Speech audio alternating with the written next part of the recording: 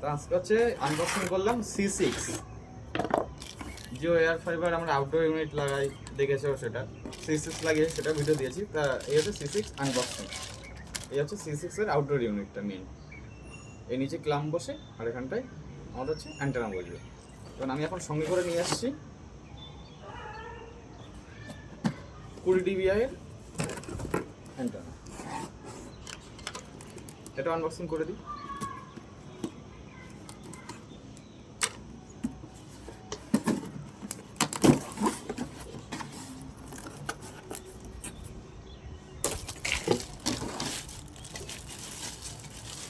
এই হচ্ছে C6 এর অ্যান্টেনা, আউটডোর ইউনিট অ্যান্টেনা এই সেটে যাবে।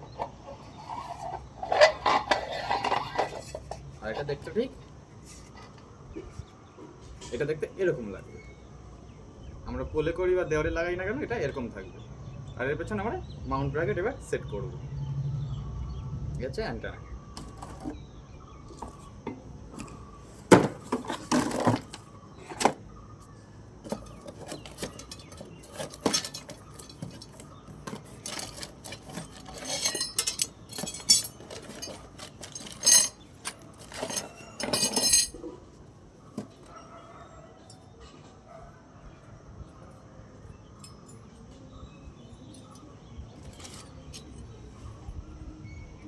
এটা হচ্ছে মাউন্ট ব্র্যাকেট।